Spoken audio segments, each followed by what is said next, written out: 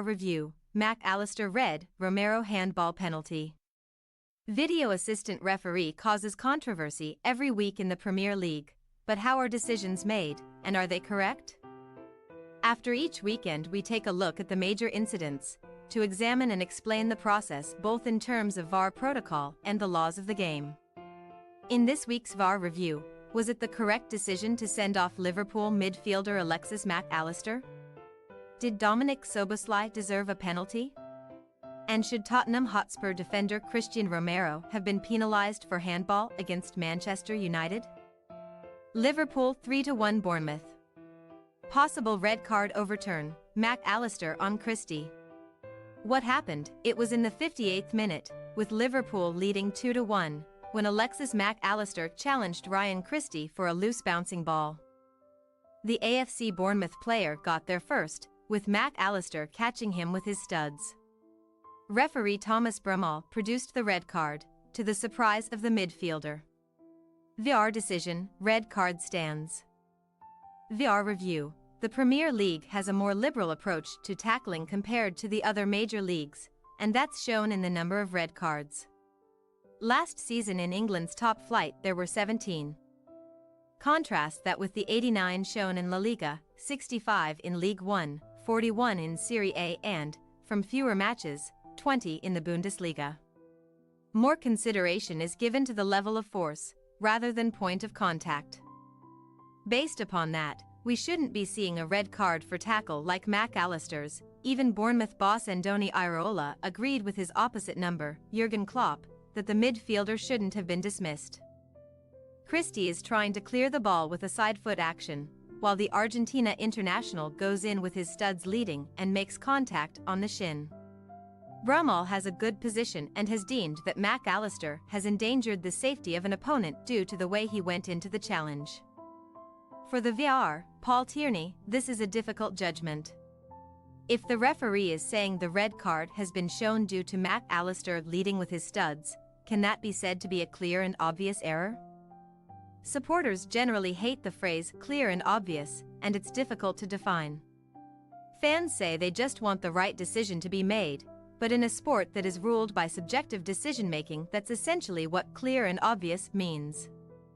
The decision has to be clearly wrong, and if it's clearly wrong the VAR intervenes to make the right decision. But there will also have to be that subjective judgment of the VAR around that threshold. Referees Chief Howard Webb is eager for his officials to be more decisive on the pitch, and not use VAR as a safety net. With the on-field call carrying the weight with VAR protocol. That does rely on good decision-making in tandem with clear and obvious. It's always going to be a fine line between what happens on the pitch, a desire not to re-referee the game, and the perception that VAR is achieving what it's supposed to. Bramall is a recent addition to the Premier League, taking charge of only his 9th game, and his first involving a Big Six club. Despite that, he certainly isn't without confidence as one of only 4 referees to reject a VAR overturn at the Monitor last season. Klopp will appeal to the Football Association and hope to avoid the 3-game ban that would see Mac Allister miss matches against Newcastle United, Aston Villa and Wolverhampton Wanderers. There's a chance it could be successful, but it's by no means certain. As Mac Allister went into the challenge with a studs first blocking motion, rather than an attempt to kick the ball. The independent panel which sits to judge appeals may feel that, in law, the red card wasn't an incorrect decision. Everton midfielder Allen lost an appeal against a red card in the 2021-22 season because he had led with studs. Even though there was minimal contact, though he was off the ground. This shouldn't be held up as a benchmark, but seen as the outlier it is. It didn't take long for similar situations to arise which saw yellow cards. These tackles are the precedent, not Mac Allister. In Manchester City's game against Newcastle, Ruben Dias was caught on the back of his calf by Anthony Gordon. It was a poor challenge, but without any force, and the England under-21 international was booked. Another Newcastle player, Bruno Guimaraes, then caught Phil Foden on the shin, in a similar place to Mac Allister. Again, the referee showed a yellow consistent with what we'd expect in the Premier League when there is no excessive force. Possible penalty overturn, Rothwell foul on Szoboszlai. What happened? Liverpool were handed the chance to equalize in the 35th minute when Dominik Szoboszlai went to ground under a challenge from Joe Rothwell. Referee Bramall pointed to the spot. But did the Liverpool player exaggerate the nature of the contact? VAR decision, penalty stands, saved by Neto but scored on the rebound by Mohamed Salah. VAR review, as with Allister. This comes down to the power of the decision on the field and how VAR protocol is applied. While the overriding ethos behind challenges in the penalty area is that contact must have a consequence, the player should go down in the manner that fits the challenge that is overridden by lower body challenges when the referee has given the spot kick. Rothwell makes contact with Szoboszlai's leg and shifts it across. The Hungary international theatrically throws himself into the air to exaggerate the level of contact and win the penalty, and Bramall points to the spot. Once the VAR has identified that contact, there's little place for him to go. It cannot be seen as a clear and obvious error to give a penalty, despite Szoboszlai's reaction. If the referee hadn't pointed to the spot, it's highly unlikely the VAR would have intervened, having taken Szoboszlai's reaction into account. Last week, the VAR intervened to give a penalty to Brentford when Son Heung-min tripped Matthias Jensen, who went down in an exaggerated fashion. The independent key match incidents panel said that was right on the borderline of a VAR intervention, but a correct decision nonetheless. Likewise, Brighton Hove Albion were awarded a penalty when João Pedro went to ground under a challenge from Tom Lockyer and the referee awarded a spot kick. The panel judged the better decision in that incident to be no penalty, but also felt it wasn't a clear and obvious error for the VAR to intervene, and it may well be the case with Szoboszlai. Brentford's penalty at Fulham may fall into the same category. With only a small amount of contact by Tim Ream on Jon Wissa, but enough for the on-field decision of referee Darren Bond to stand possible red card, foul by Alisson on Anthony. What happened? Alisson came out of his area in the 8th minute and challenged Jadon Anthony for the ball, bringing down the forward. The referee gave the free kick and booked the Liverpool goalkeeper. But was there a case for a red card? VAR decision, no red card. VAR review. The role of Ibrahima Konate as a covering defender is crucial, meaning there cannot be an obvious goal-scoring opportunity for Anthony. There's the chance that the Bournemouth player could have got to the ball first for a shot on goal, but the officials couldn't be certain this would be the case, so a booking rather than a red card isn't an incorrect decision. Possible onside, Anthony on disallowed goal. What happened?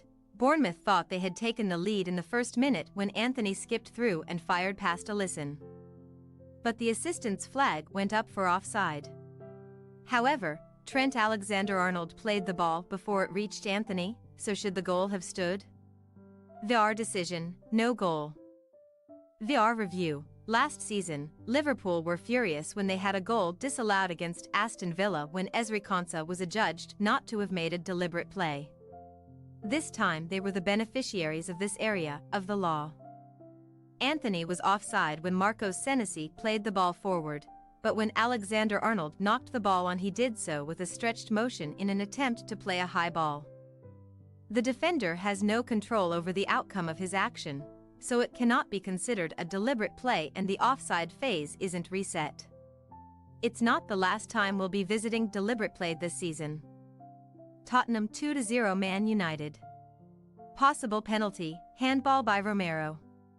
What happened? Alejandro Garnacho had a shot from outside the area in the 27th minute, with the ball hitting the arm of Christian Romero. Manchester United were adamant they should have been awarded a penalty, but referee Michael Oliver wasn't interested. VAR decision, no penalty. VAR review. This would have most likely have been a penalty in any other major league, but as with red cards, the Premier League takes a much more lenient approach. Last season in the Premier League there were 24 spot kicks awarded for handball, compared to 43 in La Liga, 33 in League One, 31 in Serie A and, from fewer fixtures, 27 in the Bundesliga. Oliver judged that Romero was too close to the shot from Garnacho and, subjectively, the VAR said it was not a mistake. While proximity was a consideration, Romero had his right arm raised, and if the penalty had been awarded it certainly wouldn't have been rescinded. It was a borderline call, and we will likely see similar situations that result in a penalty on the field. The handball law is complex, and each case has to be taken on its merits. Handball is probably the area where fans feel there is the most inconsistency, but the law is so subjective that it will always be difficult to achieve perceived consistency. Possible penalty, Martinez challenge on Romero. What happened? Romero looked to collect the ball inside the area when he went to ground under a challenge from Lisandro Martinez in the 54th minute.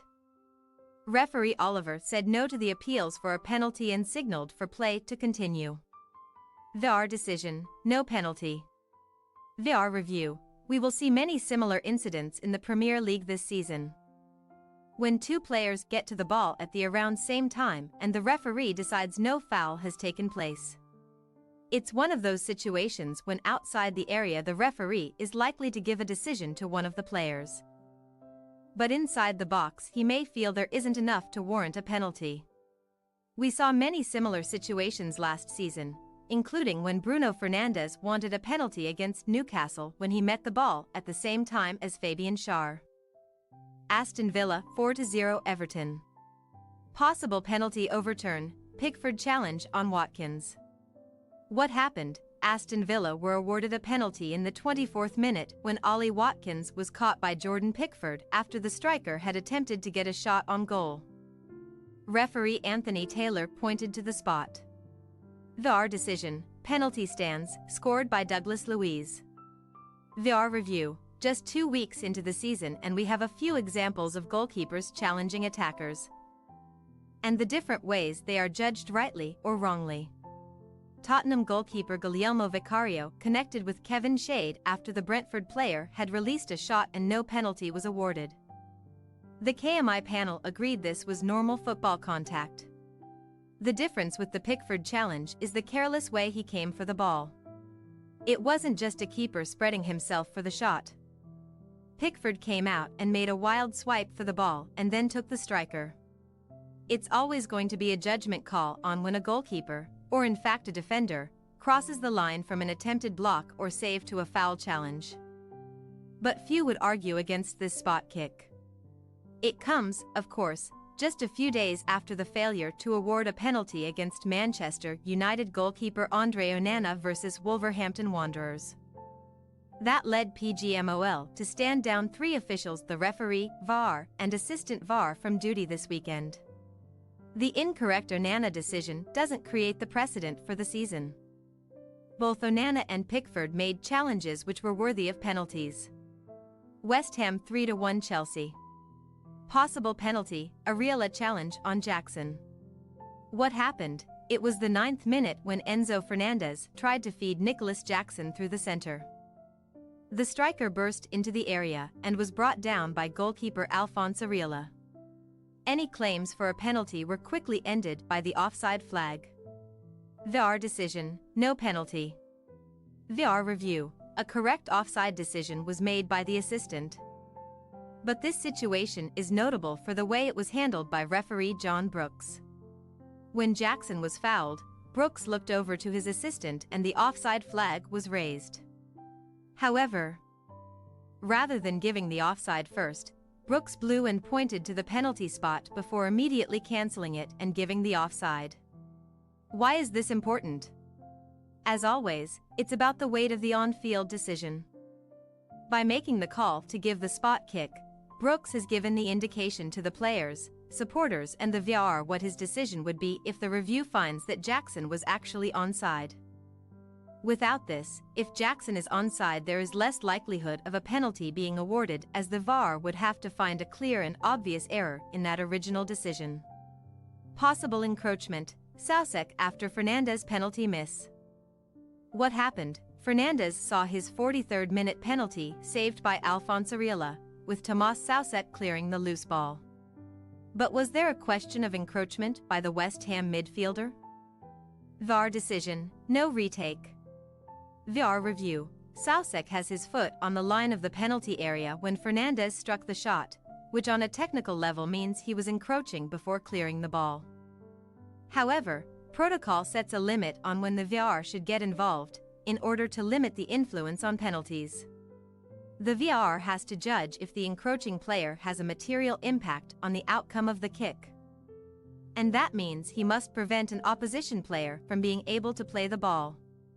It's the same logic that's applied to goalkeepers. If they are off their line but the kicker misses the target or hits the woodwork, there should be no retake as the movement has not changed the outcome.